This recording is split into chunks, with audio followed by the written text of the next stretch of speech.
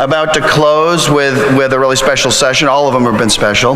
This one focuses on sort of an area of a newer acquisition, newer initiative here at the University of Tulsa that's received all kinds of attention. And so I'm going to step out of the way, but with Bob Dylan's Travels Across America, let me introduce my colleague and friend Sean Latham, who's the director of the TU Institute for Bob Dylan Studies and the director of the Oklahoma Center for the Humanities. So, Sean.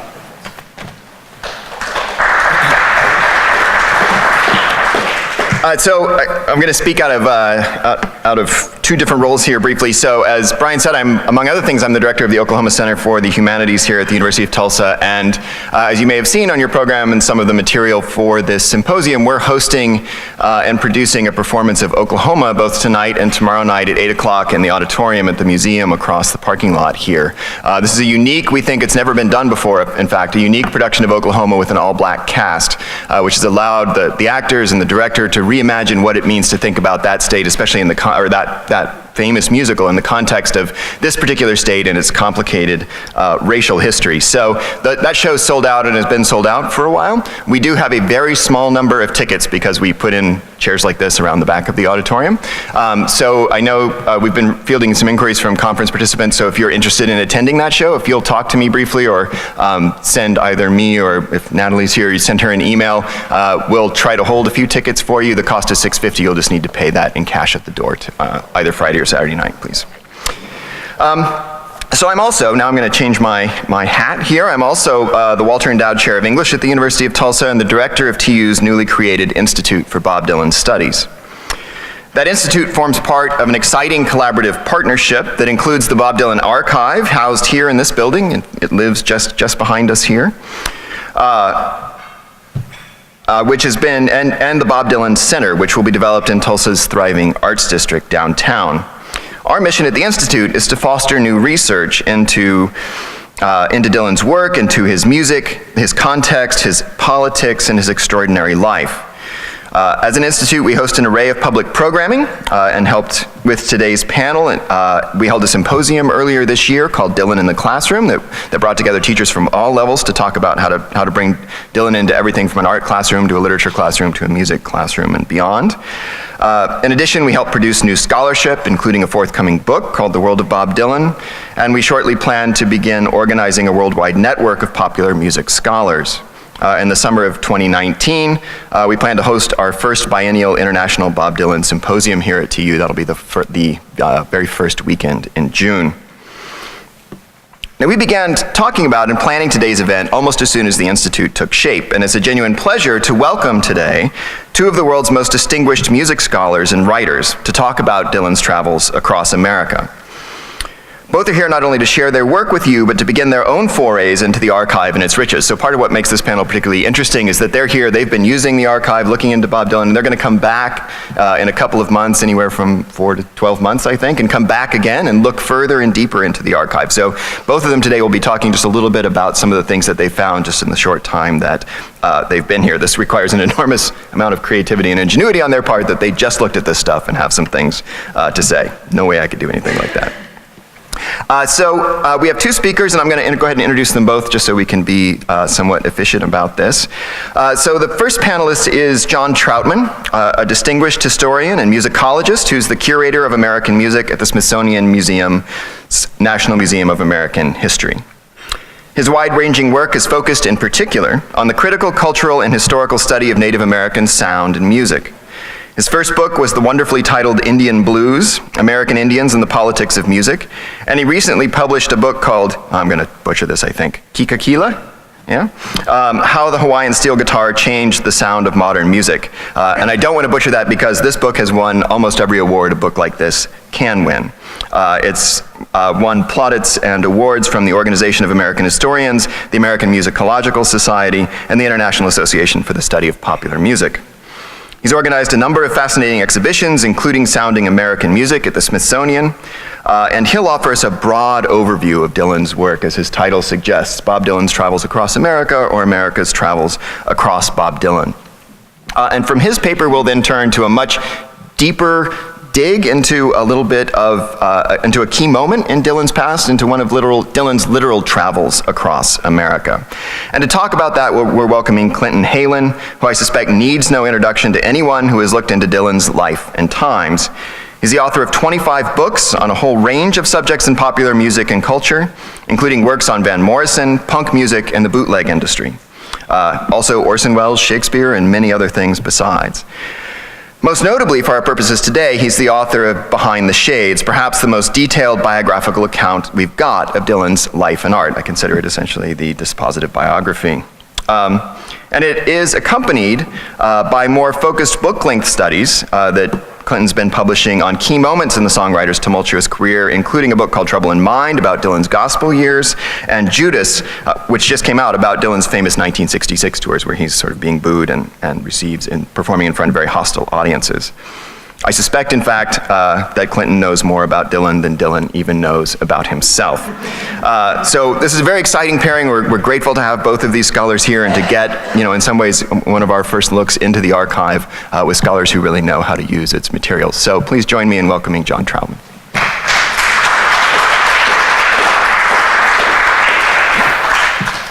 Thank you, Sean, and thank you, Brian, as well, for inviting me in for a sneak peek at the archive. I'm not a Dylan specialist. I am a Dylan fan, so it was exciting, really exciting to take a look, and it's quite an intriguing collection of materials. I'd also like to thank Natalie and Mark for being so accommodating and making all of this entire operation run so smoothly, and to enable us to have such a great time here.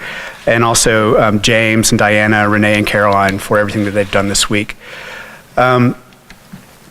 So it's also a little intimidating because Clinton does know more than Bob Dylan does about Bob Dylan, so I'll try to do my best.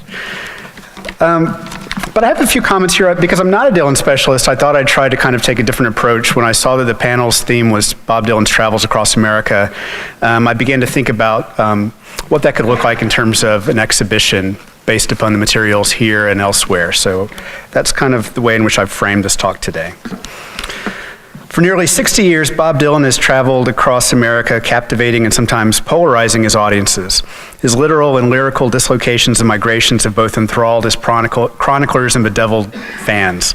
His music has inspired biographies, museum exhibitions, documentaries, dramatic film, and other forms of art in every medium imaginable, and a robust cottage industry of scholarship and music criticism. And his music remains vital beyond his breath. Last weekend, I watched Jennifer Hudson perform The Times They Are A-Changin' before hundreds of thousands of people at a rally in Washington. But in fact, his songs were performed last weekend at rallies throughout the country. As a music curator at the Smithsonian's American History Museum then, an exhibition on Bob Dylan might seem an obvious choice and a real crowd pleaser. And as I prepared for this symposium, I began to think about how one might build such an exhibition around this theme of Bob Dylan's travels across America.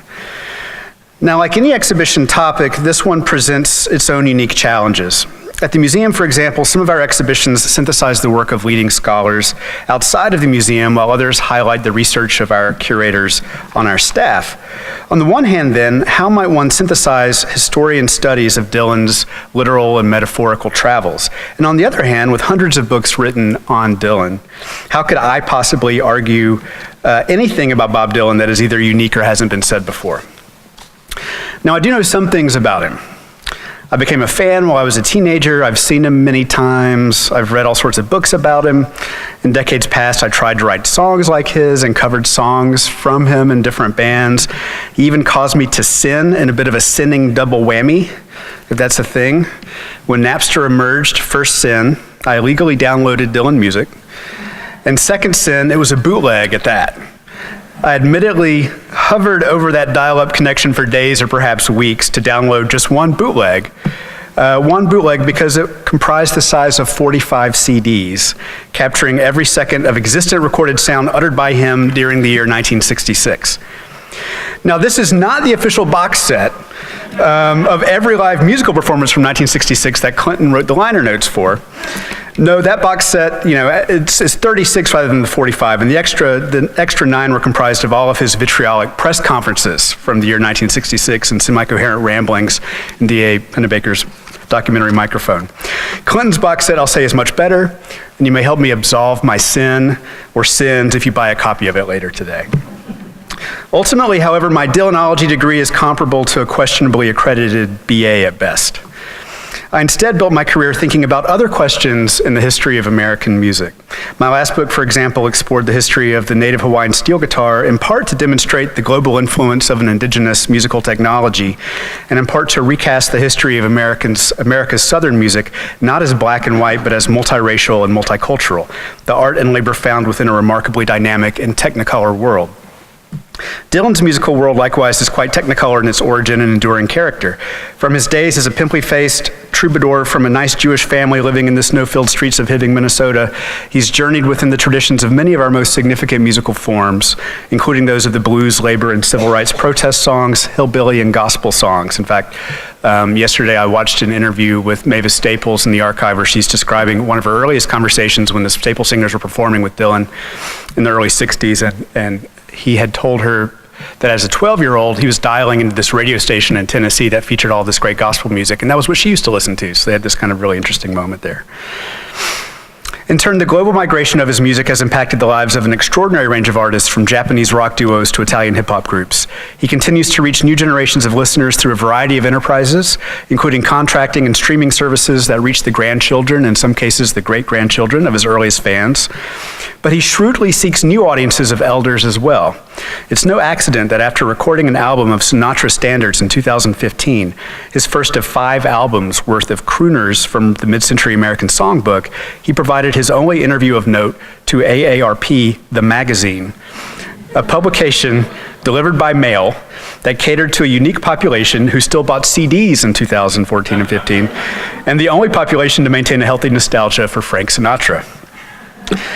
Now, this was a wise and prudent move on his part, but to many his choice was fascinating, not for its business acumen, but because it seemed so Dylan, so unique and unexpected. So in thinking about an exhibition on Bob Dylan's travels across America, it would first behoove us to really think through America's travels across Bob Dylan, mythologizing so powerfully ongoing that it continues to animate vibrant discussions about the daily choices made by, let's face it, a 76-year-old man who still feels inclined to punch the clock and likes to paint and occasionally weld in his spare time, but who otherwise seems to try to mind his own business. So what makes Dylan so Dylan? So that critics and fans have come to explain all of his decisions as monumentally, epically, unexpectedly unexpected, rather than rational and sound, including, in some cases, his decision to place his archives right here in Tulsa, which generated these questions. Why is he putting his archives in Tulsa? And you could see all these internet reports coming out. So these sorts of questions were circulating around the development of this Dylan mythology and kind of trying to understand his every move, and much mythologizing is written across our understanding of him. With his genius beyond reproach to his fans, at least, it seems to them that he can do no wrong. He quit playing topical folk ballads? That's terrible. But later they recanted, so Dylan. On Nashville Skyline, he changed his voice? That's terrible. But later they recanted, so Dylan. And then he started writing Christian rock albums? That's terrible. But later they recanted. Yeah, so Dylan. He made a cameo on Dharma and Greg? That's actually really terrible. But later they recanted. So Dylan. Making Sinatra records? Okay, let's cut to the chase. That's definitely Dylan. We got it now. Dylan serves so many purposes for his fans. He's our cipher and our sage. We travel our desires all over his words, almost regardless of what he says. Though I have to admit that I was tested this week when I read his unpublished lyrics to a song called High Taxation Blues. You don't want to know. But you know, it's so unexpected. It's so Dylan. When did his everyday decisions become so Dylan? Many of my admittedly favorite books on Dylan continue to provide perspectives made most interesting simply because of the morass of mythology they attempt to wade through. With such a noise surrounding Bob Dylan that tends to revolve around this quest of scholars and critics to cut through a mythology, often of their own making, in search of his truth, the idea of an exhibition on Dylan, at first an exciting prospect for this lifelong fan, quickly turns into a challenge fraught at every level. Building exhibitions is my job, however, and despite our bad rap, most of us civil service workers do not turn our backs from engaging the complexities of our daily grind. So what would be our first steps in building this exhibition? For the second half of my talk now, I'll explore a couple of questions that would guide my foray into its planning stages, peppered with nuggets uncovered during my first foray this week into the archives. So one task at hand would be to figure out just what kind of traveling we're talking about. Dylan has literally traveled across America hundreds of times. As a troubadour, he is in no short line of company. Professional musicians have inherently traveled the land. It's how they eat, it's how they avoid sharecropping, or in today's world, how they often avoid working in the service industry or in the gig economy when gigs are not performances in clubs, but third or fourth jobs without health care or benefits. Well, perhaps they are like music gigs after all. The nature of this labor is transient, and that transience through valleys, over mountains, across oceans, has been known as the road to musicians for hundreds of years. For some, hard travel was literally in their blood. Merle Haggard's parents made the journey from Chakota, Oklahoma to Bakersfield, California a few years before he was born. This is their vehicle on the way. When they eventually settled in Oildale, an encampment outside of town, his parents converted an old boxcar into their home and raised Merle and his siblings inside it. That was still occupied by somebody until a few years ago. I found it in a neighborhood outside of Bakersfield, but it's since been purchased by the local historical society and renovated and open to the public. It's really kind of amazing structure. But his parents made that cross-continental journey with a trunk that contained the entirety of their material possessions. During the journey, his mother took photographs of all the new places and people they encountered along the way. The trunk, camera, and oil lamp are now on display at our museum, not in a music exhibit, but a transportation hall. When Merle and his sister approached the museum to donate the objects, they didn't donate objects from Merle's career or from his childhood or his time in San Quentin. They donated the objects that traveled across the country with their parents. For others, the road meant escape, particularly for black artists escaping the Jim Crow South, and for them it also meant freedom, to establish professional careers on their own terms, or at least as close to their own terms as they could get at the time. In this spirit, our museum maintains a number of objects from several mid-century black artists associated with their life on the road, including Ray Charles' traveling chess set and Duke Ellington's personal travel bag.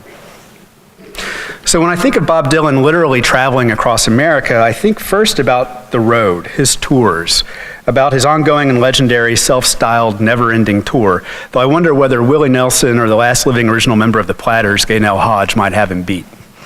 I think about all the times I've seen Dylan on that tour, most recently in October of last year, and how for me each experience has remained unique and worth discussing.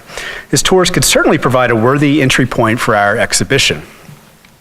I looked for impressions of his road life as I forayed into the archives this week. Perhaps the most powerful documents are the dozens, if not hundreds of hours of film capturing tours throughout his career. I really don't understand how anyone gets any work done around here with these sorts of treasures at your disposal just across the hall. But as I took core samples of the archive this week, I also found some fascinating glimpses into Dylan's road. Much of his writing, Hotel Stationery suggests, has taken place on the road. His pocket notebooks, easily portable, are filled with lyric fragments interspersed with phone numbers from various countries and locales, to-do lists, provocative quotations, and in 1967 and 1968, way before his evangelical years, they included lots and lots of Bible verses. Meanwhile, films from his 1965 and 1966 tours reveal his extensive use of typewriters while on the road, and the TypeScript lyrics from that period reflect the preference in the archive. Those pages are also in remarkably good shape. Rarely bent or crumpled at all, they reveal Dylan hitting his stride in that moment as a professional with a staff, or at least his manager's staff, ready to take and carefully file away his work as he produced it. So while exhibition goers would find in these documents a striking flow of dense, mercurial, and at times almost chaotic prose, they could also see in them how his workflow by this time was carefully managed, maintained, and as this vast archive attests, safeguarded. Another archival core sampling from one of my favorite periods of his, from the late 1990s to the early 2000s, suggests that 1, he was still doing much of his writing while traveling, and that 2, his writing process has remained in constant flux. Here we find Dylan writing, this time in script and handwriting, about the, quote, the Ohio, the Cumberland, the Tennessee, and all the rest of them rebel rivers, unquote, on stationery from multiple Japanese hotels. And on the stationery, he is now handwriting in very small script, creating flowcharts, writing and rewriting his verses, dabbling for a while with Body Snatchers and Dr. Frankenstein in High Water for Charlie Patton, and listening to Charlie Parker records in Heylin, whose name was later replaced with Neil Young for the record. The enduring material culture of his songwriting process remains embedded in the fixed practices and elegant comforts of elite travel, but steeped in newness and exploration. Without even getting into the content of the lyrics, where accounts of travel never cease, the relationship of touring to process and craft seems a promising through line for our exhibition. Another core sample, this time from his 1974 tour, also reveals the possibility of a niche case that might survey the business of Bob Dylan's travels. Surviving guest lists from the 74 tour, or even drafts of guest lists, demonstrate how they operated on the road as industry currency. Making and remaking the list, adding and subtracting names, clearly occupied a lot of time for his tour manager. From the New York City guest list, we find an eclectic group of entertainers and artists, including Dick Cavett, Allen Ginsberg, David Amram, Yoko Ono Lennon, Miles Davis, Paul Simon, oh wait, he was struck off the list, and Happy Traum. But in the archive, we also find the negotiations for industry additions to the list. Dylan's associate Al Aronowitz writes to David Geffen personally, requesting 11 guest spots for his family and friends, including one for radio programmer Rick Sklar. Aronowitz writes, quote, "I feel certain that you understand the importance of my turning Rick into a Dylan freak," unquote. Now, of course, all of these folks could easily buy a ticket, if not an entire section, to a show, but the currency of these lists, the prestige they carried, as well as the humiliation that simply buying a ticket engendered in that world, reveals one window into a complex economy of travel, status, and industry. Or in another imagining of Dylan's travels altogether, I think about his fabled migration from Minnesota to knocking on Woody Guthrie's hospital doors, which are over in the Guthrie Center, if you didn't know that, as I had the chance to see. Or his penchant to migrate from couch to couch in his early writing days in the East Village, where he tried to stay just ahead of wearing out his welcomes. Or circling back to another find in the archives, we can think about the Cadillac he was in the process of ordering just before his fabled motorcycle accident in 1966, days before, in fact, that was to be outfitted with the tape recorder, TV, record player, intercom to the front, tinted glass, and a separation wall from the driver controlled exclusively from the rear. I think about the audible motion in his musical choices, like the whimsical whistle that alerts us to sacred highway drama on Highway 61, or that crash that triggered retreat and work in a Woodstock studio that generated lyrical forays deep into the heart of cane fields and river highways that returned along those rebel rivers on Love and Theft, released on September 11, 2001, when overtaken planes journeyed across our skies and into their horror-filled fate. And I think about his journey to support civil rights community organizers from SNCC and Greenwood, Mississippi, or his eventual resolve, captured as unfolding in the film Don't Look Back, to indeed leave such coalitions behind him. I think about his personal journeys of religious exploration, or the need for him to wear hoodies and sunglasses whenever he attempts to travel in his van beyond the debilitating prison of celebrity.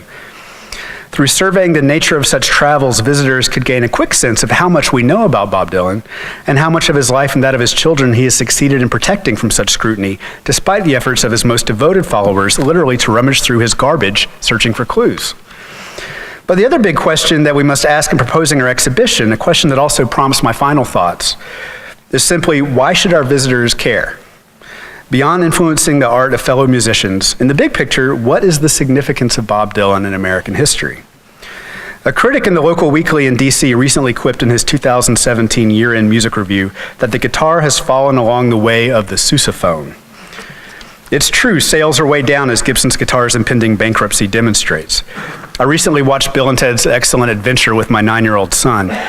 And aside from providing a number of unwanted teachable moments due to the penchant of 80s films to let fly crass and offensive comments about all sorts of people, I was struck by the role of the guitar in the film. It was central to the experience. The gods mimicked Bill and Ted's air guitar as the sign of life. The guitar, originally a feminine parlor instrument, soon co-opted by troubadour string bands, and from the 1950s to the 80s transformed in many cases into an overbearing and unavoidable phallus on stage, is now largely seen as a stage prop rather than as an icon, let alone tool of any sort. And most of the people these days who seem to really care about Dylan, perhaps not coincidentally, are in their 40s or older, look a lot like me, and are representing a smaller and smaller portion of the population. How will these trends affect Dylan's legacy in 50 years or 100 years? Of course, his fans who grew up on his music and watched him grow and change and change and change and change again, and migrate and dislocate, his impact seems impossible to overemphasize. But while our museum features exceedingly popular artifacts in DC, like Prince's Yellow Cloud guitar, the original Star Wars droids, and Harrison Ford's Raiders of the Lost Ark jacket, for example, the National Collections also includes Benny Goodman's clarinet, Tom Thumb's hat, Paul Whiteman's records, tickets to Jenny Lin shows, and other objects related to people who have zero resonance for most of our contemporary audiences. When we build our exhibitions, then, we spend a great deal of time considering how we can use such objects and stories to connect to audiences of every age and background. We ask ourselves, how do we draw in visitors and assist them in our own journeys of understanding? Just as our museum's sousaphones, Dizzy Gillespie's horn, the Supremes' glamour gowns, telegraph machines, Frank Sinatra's bow ties, and electric guitars no longer play a centrally vital role in the country's popular imagination, Bob Dylan's memory will become, at the very least, increasingly simplified as time rolls by. In the coming years, then, in addition to the work of exceptional and relentless biographers like Clinton, the Dylan Archives and Center and TU's Bob Dylan Institute will play a critical role in how he is remembered and his significance assessed. What is exciting for me to wonder is what you will make of this opportunity. And not just for scholars like me, we'll always come knocking on your door, and Lord knows that we can never have enough dissertations on Bob Dylan, so you've got no problem there.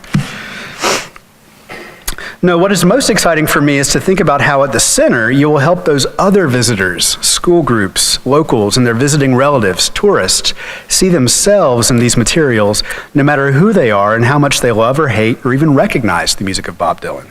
Despite any of that, the goods are here. The lyrics, the unprecedented access into artistic and performative process, the possibility to enable a dive into the deepest throes of art's transformational qualities. The potential is overwhelming and suggests to me that ultimately an exploration into Dylan's migrations or dislocations should indeed serve as an exploration into our own. If you can show future generations of visitors how to explore, express, and gain a better understanding of their own intellectual migrations and dislocations through his works, their own journeys in life, no matter who they are or where they come from, then the mythology would not really matter at all. And that would be so Dylan. Thanks.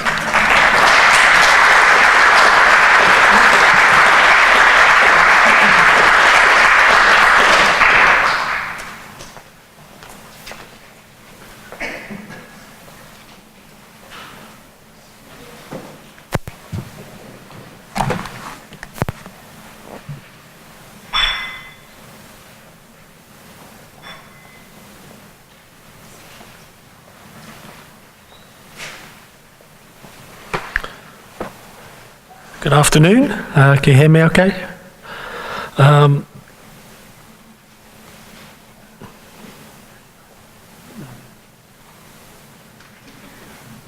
Okay.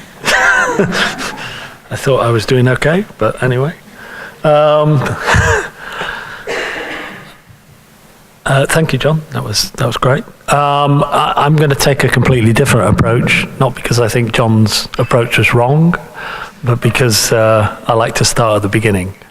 So I'm just going to talk about an idea, which is Dylan's literary influences when he was young and very impressionable, and how much impact that had on him in terms of his vision of America. He grew up in a very parochial background in Hibbing, Minnesota, with a obviously he was brought up as a Jew in an area which was heavily Protestant, and there is a sense that he wants to escape that from very, very early on.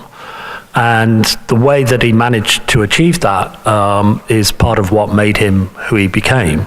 So my talk, which is called On the Heels of Kerouac and Rimbaud, Dylan on the Road 1960 to 64, is about three particular books that Dylan discovered in the first year of his, and last year of his college education. A great deal has been written about Dylan's early musical influences, much of it by myself, but not so much about his literary influences and their impact on the young troubadour. Yet, whilst ostensibly attending college in Minneapolis in 1959-60, it was three extracurricular books he read in that period which would define and codify his peripatetic poet-performer persona, the one which would steer him through what he himself called the simple years, 1961 to 63, and the first three Columbia albums, culminating in a third album, redolent of the America of Guthrie and the Beats. Those three books were Mexico City Blues and On the Road by Jack Kerouac, and Bound for Glory by Woody Guthrie. Kickstarting an artistic identity which was a synergy of these two iconoclastic forerunners. Not yet a nascent voice for fellow baby boomers, the callow 18-year-old college kid who arrived in Minneapolis in the fall of 1959 was eager to be exposed to the literary fads of the late 50s, as his latest, indeed his last, choice of alias has always suggested. If the late Dylan Thomas held Dylan in thrall just long enough and no longer to bequeath him a new identity, within a matter of months, he had found an indigenous, living writer who spoke for him in a way that Mr. Thomas did not. By then, he had already rejected the writers he'd been taught to admire in high school and college. Indeed, he later claimed, "I got expelled from English class for using the four-letter word in a paper describing the English teacher." A necessary element in his new persona put the P in poet. A latent interest in the power of words had been triggered by a recently published work of another would-be poet whose prose work generated the greater plaudits. It was a slim volume of poetry published in the wake of critical acclaim for On the Road, and it was called Mexico City Blues. Subtitled 242 Choruses, it had been surprisingly turned down by the publishers of Allen Ginsberg's Howl, City Light Books, in 1957, but was finally published by Grove Press in 1959, just as Dylan was heading for Minneapolis. If the book sparked a lifelong interest in Mexico for Dylan, we would have to wait until 1985 for him to name-check the book in song. On the underrated Something's Burning Baby, he sings, "I've had the Mexico City blues since the last hairpin curve." 7 years later, the ever-curious Allen Ginsberg described a conversation he had with Dylan 10 years before Empire Burlesque, in which the younger poet described that book's profound impact. Quote, "How do you know Kerouac's poetry?" I asked Mr. Dylan, after we improvised songs and read some Mexico City Blues choruses over Kerouac's gravestone at Lowell's Edison Cemetery. Cameras on us, walking side by side under high trees and shifting clouds as we disappeared down distant aisles of gravestones. Dylan's answer, "Someone handed me Mexico City Blues in St. Paul in 1959 and it blew my mind." He said it was the first poetry that spoke his own language. The free association, what Kerouac called spontaneous composition, and reliance on rhythm over rhyme exemplified Kerouac's and indeed Ginsberg's poetry. To Dylan's impressionable mind, it, quote, "made perfect sense." These beat bards even made Dylan temporarily doubt his lifelong vocation as a folk singer, not for the last time. Having been playing at the 10 o'clock Scholar in St. Paul, regurgitating the revivalist repertoire he had culled from Odetta, Leadbelly and the like, he soon turned his hand to the poetry, the on-page variety that had supplanted the oral poetry form he would reclaim in time. And thanks to the sale at a New York Christie's auction in 2005 of a 16-page folio of Dylan poems written during his time in Minneapolis and entitled Poems Without Titles, we have a sense of the poet Dylan then aspired to be. As the catalogue copy for the auction perceptively notes, quote, "Dylan had created a literary style heavily influenced by the beat poets, with a casual humor and a delight in vulgarity that wouldn't be seen again in his work until the so-called basement tapes." In one of these poems, Dylan even mockingly name-checked the curriculum-friendly work of T.S. Eliot, putting the poet's words in the mouth of a pretty co-ed who is vainly trying to impress him, as unlikely as that seems. It probably won't be the first slide. No, of course it isn't. Never is. Oh, there we are. I thought she was hip when we sat and drank coffee, and I flipped when she recited all of Prufrock by heart. And when she clued me in on all the squares down in Lexington, and when she emoted her feelings on the Zen unities of the Orient, but man, when we made it to the door and she expected me to open the damn thing, I puked down her sweater and ordered some more coffee.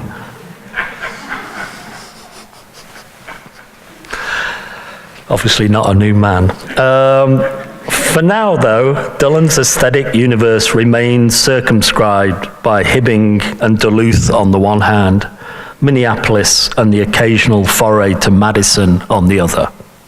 His vision of America, such as it was still the curtained-off one adopted by most middle-class Jewish sons of Midwest immigrants, brought up to stay close to family, work hard, and make Papa proud. Said person, let's call him Robert Allen Zimmerman, was soon consumed by Kerouac, dealt the same fatal blow which felled many a baby boomer when he read the opening chapter of a book published just 3 years earlier, the literary phenomenon that was On the Road. In this trenchant travelogue's first few pages, Jack the lad promised that somewhere along the line there'd be girls, visions, everything. And indeed, Dylan found both at almost exactly the same time. Writing in Chronicles in 2004, Dylan would suggest that what he called the, quote, on-the-road howl and gasoline street ideologies were signaling a new type of human existence that weren't there on the radio. And nor were they, at least not in the daytime, maybe at night, to the left hand of the dial. Dylan was not just dumbstruck, he was changed from the creature he had been. In conversation with Irish neophyte Bono in 1984, he specifically cited Howl, On the Road, and Dharma Bums as 3 books that changed me. Suddenly there was a great big country, cue music, out there for Dylan to explore with Kerouac as his avatar. By the summer of 1960, he had all but dropped out of college, still searching for an independent voice and not yet finding it in song. Possessed by a yen to live the life Kerouac depicted in On the Road, he decided to head for Colorado. It was no mere whim, being almost exactly 900 miles from the home he sang about in one of the traditional songs he favored in the period. His one explanation for the journey, 17 years later, in conversation with Barbara Carr, was surprisingly free of self-serving mythology. Quote, after a few months in Minneapolis, I hitchhiked to Denver. I think I went there because I knew a girl whose floor I could sleep on. That's what I did then, hitchhike to one place or another with everything I owned in my guitar case, sleep on someone's floor, and play music. I always tried to keep a couple of dollars in my shoe, but in general, money was irrelevant to my life. I stayed around Denver for a while, but there was only one coffee house, and they wouldn't give me a job. But then I met a stripper who worked at a bar called the Gilded Garter, and she bought me some clothes and got me a job playing muleskin blues between strip acts. Then, for a while, I was into tracking down musicians. I'd hitchhike to where they were supposed to be, but then they wouldn't be there. I once traveled hundreds of miles to find Sleepy John Estes, but he wasn't home, and nobody knew where to find him. That he had Kerouac on his mind, and was still using On the Road as a map, is clear from the other town he chose to visit that summer. The Gilded Garter that Dylan told Carr about was located in Central City, a place which, to use Kerouac's own words, was, quote, an old mining town that was once called the richest square mile in the world.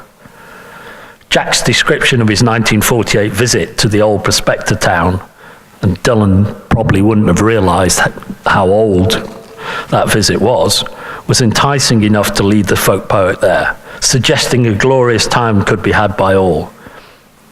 This chapter had particular resonance, culminating as it did in Kerouac's first in-print reference to the term which would define the first post-war literary movement. Quote, "It was a wonderful night. Central City is 2 miles high. At first you get drunk on the altitude, then you get tired, and there's a fever in your soul. We approached the lights around the Opera House, then we took a sharp right and hit some old saloons with swinging doors. We started off with a few extra-sized beers. There was a player piano. Beyond the black door was a view of the mountainsides in the moonlight. I let out a yahoo. The night was on. The night was getting more and more frantic. I wished Dean and Carlo were there. Then I realized they'd be out of place and unhappy. They were like the man with the dungeon stone and the gloom, rising from the underground, the sordid hipsters of America, a new beat generation that I was slowly joining." By the time Dylan got there, Central City was a shell of the former shell. Undeterred, Dylan decided to stick around in Central City, whereas Kerouac had not, having chanced upon a highly accommodating girl who did not expect him to open doors, even saloon doors, for her. The account Dylan gave of this trip in the interview quoted above rather suggests he was in the habit of making such whimsical excursions at this time, with the words of Kerouac, some guitar strings and a change of clothes in his haversack. Not so. Dylan was not yet ready to cut the bonds with his home state or his father's handouts. The youth who, according to a Dylan eager to impress a Columbia publicist in the fall of '61, quote, "was with a carnival when I was about 13. I used to travel all around the Midwest, Gallup, New Mexico, then to Texas. This was all a purely literary invention, a case of Dylan still trying on personae for kicks." So at summer's end, with college term approaching, he was still undecided about what to do. And he returned to St. Paul, where he spanned tall and tall and tall stories about his adventures in Colorado, while plotting his great escape from the Midwest. But one of the regular recipients of Dylan's colorful tales was Dave Whitaker, the man who had, to Dylan's mind, stolen his one true love, Bonnie Beecher, the real girl from the North Country. Whitaker's whole beatnik lifestyle bespoke a path which enticed and appalled Dylan in roughly equal measures. It was Whitaker who handed him a slightly moth-eaten paperback with a cover comprising a line drawing by the author and the evocative title, Bound for Glory. Now, Dylan had already been playing a couple of Woody Guthrie songs, albeit with a Kingston Trio twang. But it was Guthrie's fanciful 43 autobiography that turned him roundabout and confirmed the appositeness of an observation later made by another Minneapolis contemporary, the folk fanzine editor and future rock journalist Paul Nelson, who said, Dylan was moving so rapidly that one could say his only style was that of transition, both in his artistic and his personal life. In the twinkling of an eye, Kerouac's vision of America was replaced by Guthrie's. From here on, Dylan would primarily champion Guthrie, extolling the impact of reading Bound for Glory, often at the expense of the beats. 25 years after he told Izzy Young of the New York Folklore Center that Guthrie's book should be taught to college kids and his poetry should be taught in English classes, he was still informing his publicist, Elliot Mintz, about the meaning of that original epiphany. This was all part of a 1987 BBC radio documentary designed to celebrate Guthrie's life and work. This is what Dylan said. I read Bound for Glory, which a folk music professor at the University of Minnesota loaned me to read. It was not a book they sold in a bookstore. I was loaned a copy to read and I read it and I dug it. Actually, I thought Bound for Glory was the first on the road. Kerouac's book came out in '59, maybe. Of course, it changed my life, like it changed everyone else's. But Woody Guthrie's book was published in the late 40s, I believe. I didn't know if he was dead or alive, to tell you the truth. And then I slowly found out where he was. By that time, I was completely taken over by him. For a short while, this was most certainly the case. Not only did the Guthrie-esque vision of an America of boxcars, hobos, and hardship give Dylan a version of this great big country he felt he could reclaim, but it was one that allowed him to blur the line between poetry and performance, folk song and pop culture. This enabled him to crucially remake himself in the eyes of the world, or at least his new New York friends, after he arrived in January 1961 as a soldier of the dust, a term Guthrie coined in that very first chapter of Bound for Glory, in which he picaresquely portrayed life on the road, traveling boxcar by boxcar from the Grand Coulee Dam to the Lincoln Monument. Quote, "Can I remember back to where I was this morning? St. Paul. Yes. The morning before, Bismarck, North Dakota. And the morning before that, Miles City, Montana. A week ago, I was a piano player in Seattle. Let me go back. Let me get up and walk back down the road I came. The old Chuck Luck traveling, roar and tumble, twist and turn. The sky ain't never as crazy as the world. Bound for glory? This train? Ha! I wonder just where in the hell we're bound. Rain on, little rain, rain on. Blow on, little wind, keep blowing. 'Cause them guys is a-singing that this train is bound for glory, and I'm gonna hug her breast till I find out where she's bound." In his best-selling 2004 memoir, Dylan claims the impact of these words was so profound that within the first few months I was in New York, I'd lost my interest in the hungry for kicks hipster version that Kerouac illustrates so well in his book On the Road. That book had been like a Bible for me, not anymore.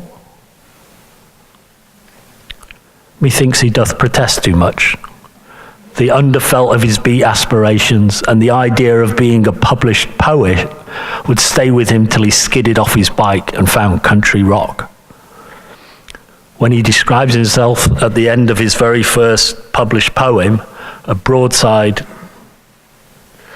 printed for Izzy Young's Folklore Center in the spring of 1962 as Bob Dylan of Gallup, Phillipsburg, Navasota Springs, Sioux Falls, and Duluth, he is consciously asserting the rootlessness of a generation, cast in reflected images of Jack and Woody.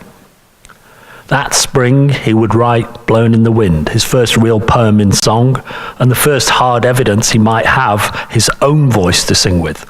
The following spring, he penned his very first attempt at autobiography, a 150-line poem he included in the program to his first New York concert at the Town Hall. Here was an offshoot of the performing poet, who veered between imagination and reality with the same facility as Kerouac and Guthrie, while using the bebop rhythms of Kerouac's prose and Guthrie-esque turns of phrase to reflect his own burgeoning vision of a vibrant America coming alive after a decade of Cold War. On the Road here meets Bound for Glory in a mythical past that housed a more self-conscious future. Here is the toilet roll free-form verse of the beats writ large, no matter how many Guthrie-esque hyphens the college dropout consciously dropped. Quote, I thumbed my way to Galveston, Texas in 4 days, trying to find an old friend whose ma met me at the screen door and said he's in the Army. By the time the kitchen door closed, I was passing California, almost to Oregon. I met a waitress in the woods who picked me up and dropped me off in Washington someplace. I danced my way from the Indian festivals in Gallup, New Mexico, to the Mardi Gras in New Orleans, Louisiana, with my thumb out. My eyes asleep, my hat turned up and my head turned on. I was drifting and learning new lessons. I was making my own depression. I rode freight trains for kicks and got beat up for laughs. In May, I thumbed west and took the wrong highway to Florida. Mad as hell and tired as well, I scrambled my way back to South Dakota by keeping a truck driver up all day and singing. I looked up a longtime friend in Sioux Falls and was let down, worried blind, and hit hard by seeing how little we had to say. I rolled back to Kansas, Iowa, Minnesota, looking up old-time pals and first-run gals as I was beginning to find out that my road and their road is two different kinds of road.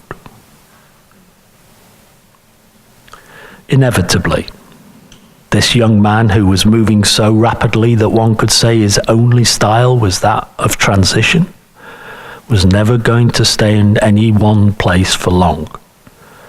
As it is, the inner poet initially inspired to pick up his pen by Kerouac's words would only just outlive the Guthrie apostle consciously making his own depression.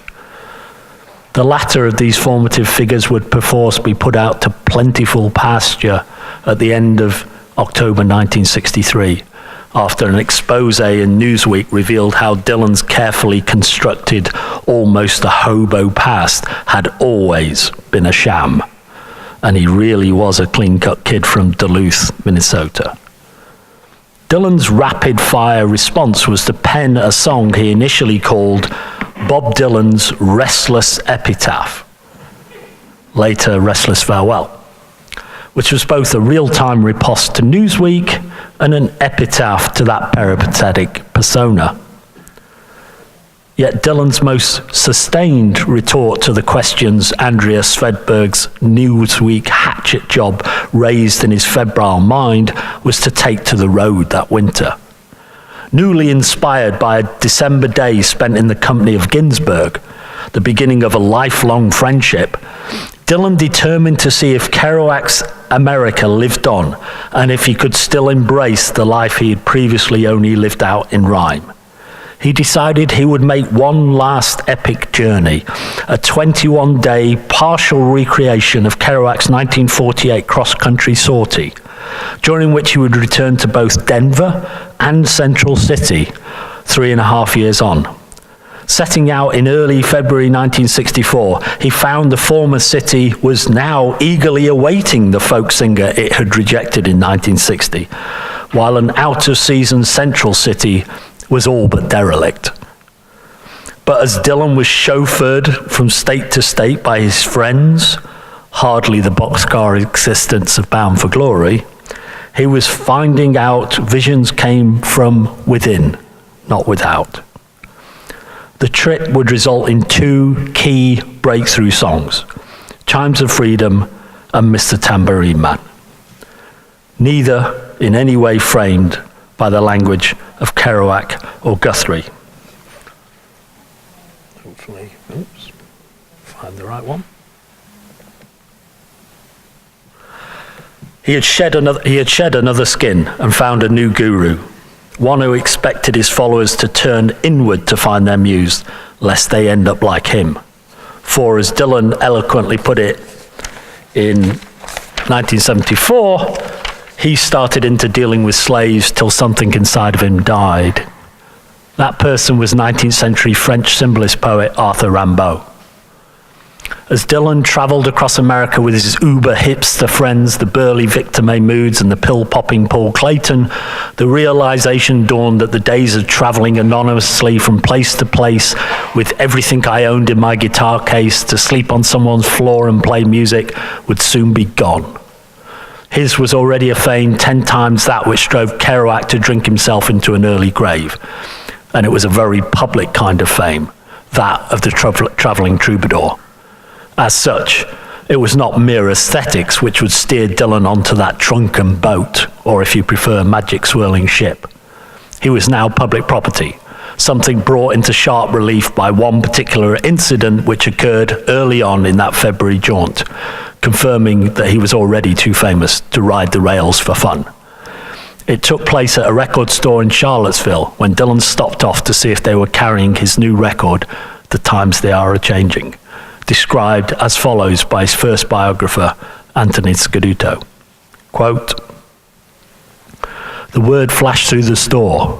That's Bob Dylan. Where? Over there." 4 or 5 kids moved closer, suppressing moans and squeals.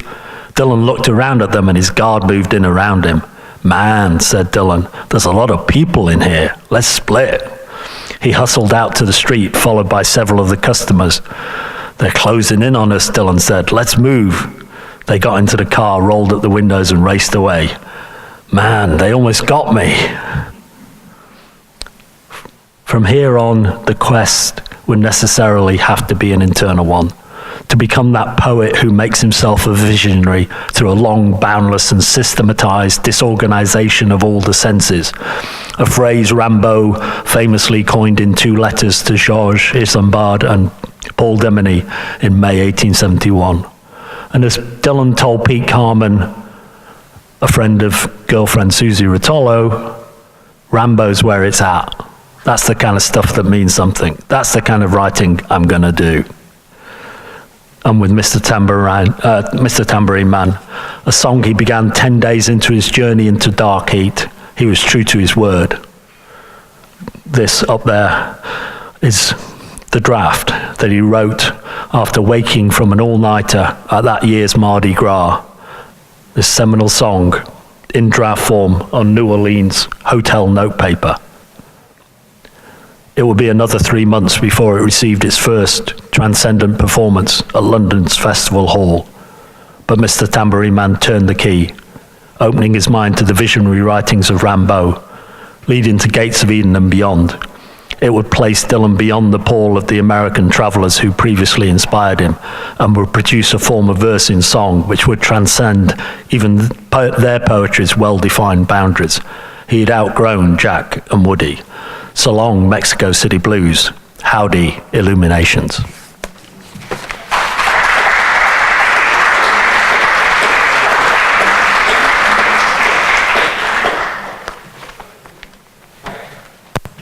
think we have time for maybe just 1 or 2 questions, because I know we've got tours lined up for the museum here, but I don't want to lose an opportunity for you to ask questions about these really interesting talks that you've just heard. And really interesting looks at pieces from the archive. We're grateful to both of you for doing that for us. Questions? Yeah. Hi, yes, excellent panel, thank you both. I'm a musicologist as well, and I studied some other musicians who were influenced by Dylan. And my impression of him has always been that, yeah, as you both pointed out, that he had kind of this really graphic image, and almost seemed like he was purposely trying to connect with people and being dramatic. I'm just curious whether your experiences in the archive feels off some layers of that facade. Definitely not.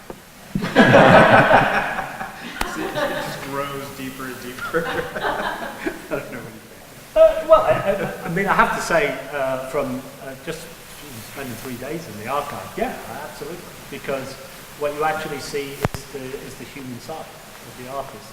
You know, when he's writing his songs in the very early drafts, he does censor himself. He says things that he might have thought, but he realizes would be a mistake to put into a song. So, you know, there's a line in the very early draft of Idiot Wind. I have written about this in my, still on the road, but, you know, there's a line about, you know, she said, you didn't arrive soon enough, but I came too fast, which is obviously a fairly crude image.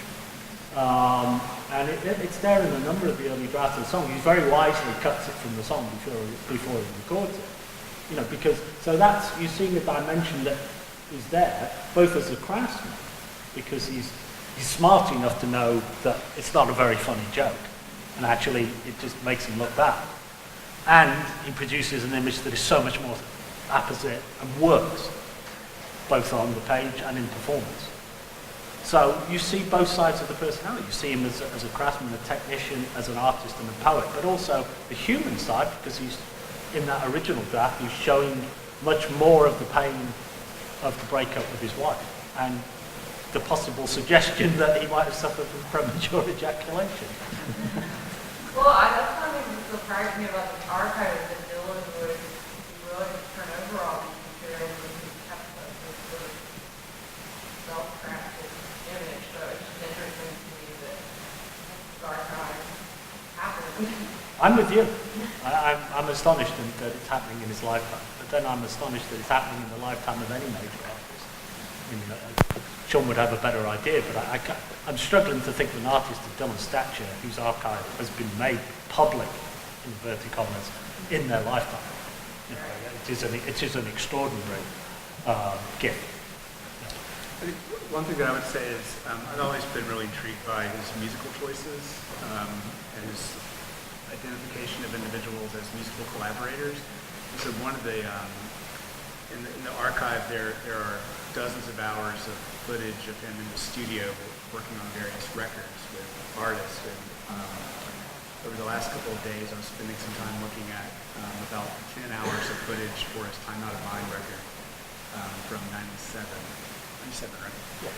And that was really exciting for me because a lot of the artists in the room were artists that I really enjoy and I really admire. And you could see in the footage his musical process, not his writing process, which is extraordinarily well documented here.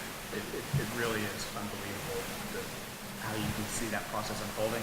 But in terms of his musical choices, that's also a real riches here at the archive because you can see him thinking as a musician and as an artist and making choices, asking other musicians questions and kind of settling that out. So there's a wealth of material here that I think will inspire people who are thinking about their own creative process for generations to come. Do we have time for one more, Brian? I'm curious. I just came from the Guthrie archives and was stunned by how much he kept. And for somebody particularly who has such an itinerant image, you think of him going back and forth across the country where he was reading all these notebooks. I think of Andy Warhol as a great collector, stashing everything into the banker's boxes. I'm curious what you both think about what you come across in the archives in terms of being a compulsive collector of his own material, why you think there is as much as there is as the bootleg series has suggested over the years. Well, a lot of it happened despite them, because of the archive. It's an extraordinary resource, but the archive doesn't really, the material that exists in the archive prior to 1967 is effectively collected retrospectively by his then lawyer manager, Marion Saltzman. It's her that has that vision. I don't think Dylan had that vision, certainly not at that point. And there's no question that Dylan was careless with some of his most important manuscripts in that era when he was making wild Mercury music and wasn't thinking in those terms. To be honest, by the point of his motorcycle accident, even Dylan's figured out, A, he's a multimillionaire, and B, that there's an enormous demand for this material. So it's a form of protection to keep your eyes on that material, a material from that day onwards that did pass outside his remit, he pursued to get back because he realized that that's something he needed to keep control of. It came to him late. It came to all of them late. Paul McCartney has been absolutely fastidious about tracking people down and forcing them to turn over material that they acquired in surreptitious means that is part of his story. So, Dylan's not alone in that sense. So in a way, A.J. Weberman has contributed to... A.J. absolutely is the spirit of A.J. who's still around. The spirit of A.J. does hover over. I notice in the program that I'm described as a Dylanologist, whatever that is. It's a term that only A.J. Weberman ever used. Yes, the spirit does hover over. I'd say it's also interesting when you think about the Guthrie Center, which is unbelievable in terms of the archives. Or if you think about David Bowie, I don't know if anybody's seen the exhibition that launched before he died, but in that case, it was loved ones, both for Guthrie and for Bowie, who just saved these things. I mean, Bowie's mother in this case, he would just I think he just kind of sent her all of these things, or she collected them and preserve them. And so in consequence of that, in the exhibition, there's just this extraordinary variety of objects and papers and scraps of lyrics that she held on to in many cases. So, but there are so many other artists who are just unrepresented with records beyond what they copyrighted and published. This is a